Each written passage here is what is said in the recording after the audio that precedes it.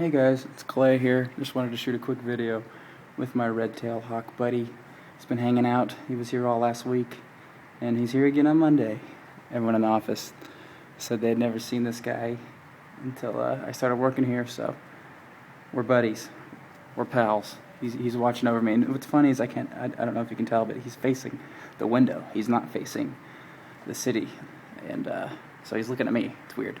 Anyways, last night I watched this really great prophecy update by Pastor J.D. Farag from Hawaii. You should check out his channel. It's Aloha Bible Prophecy, the one yesterday, so the 18th. It's just spot on. He's keenly aware of the times that we're living in, and he's keeping his flock awake. And the Lord is going to reward him for his diligence and honesty and his research. I wish that I could go to his church, so I just watch it on Sundays and pretend like I'm there. And I watch Pastor Dave, H. Young's. I do his service too, and love his worship service and communion. Anyways, so JD did this list of all the things that we know why we're here, prophetic checklist, so to speak, which is something that I wanted to do, and he beat me to it. It's just incredible that he did it, and I've added to the list of things that are, bullet points that are telling us that we're there. All eyes on Jerusalem. Of course, it's always been like that, but more so now, especially with Iran and the alliances that are happening there. Iran and Russia being allied. That is a rare alliance, and that's Gog and Magog, Ezekiel 38 and 39. The Psalm 83 scenario we're looking at, all the nations saying, let's go take advantage of Israel, take her spoil. I think Hezbollah was just saying that they are in dire straits financially, and that Israel would be a good way to go and pillage some money for themselves. We know there will be scoffers and mockers in the end days. The whole Herald camping thing, he tried to whittle it down to one day, but we know that no one knows the day or the hour. But if you keep reading that verse, it says, "But we are not we're not children of the darkness, so that we can know the season." And surely it is the season, because to everyone else that's not paying attention to the signs, it will be like a thief in the night. It's going to overtake the world like a snare. It's going to surprise everyone.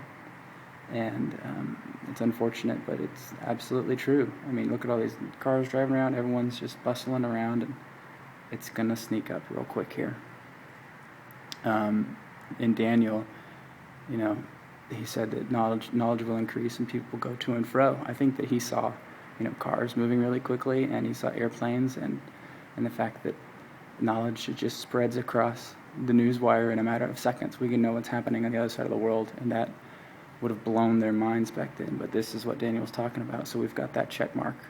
We've got all of the building blocks for a cashless society to be established, which is going to be the one world currency, with the euro collapsing and then the dollar maybe a year or two behind.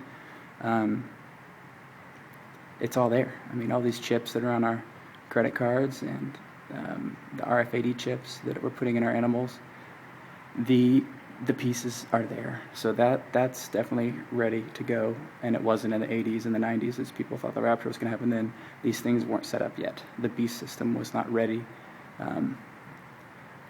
It's like a turnkey now. Now it's just turnkey. It's a system. It's ready to go. Anyways, that's another check mark. The AC, the Antichrist, will, look to change times and laws. And I'm not going to say any specific names here, but just look at what we did with the NDAA.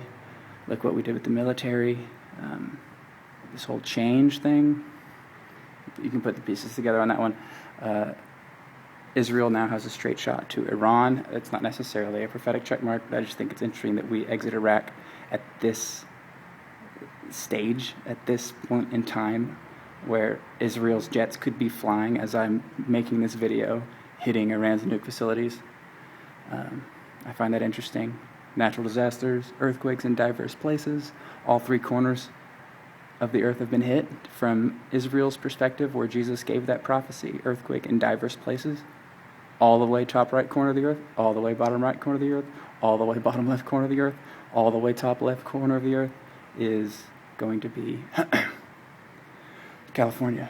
Unfortunately, I think that's the next one that gets hit, and I'm praying for people over there that Lord will will protect his children, and that will be used for his glory, and people will come out of their slumber.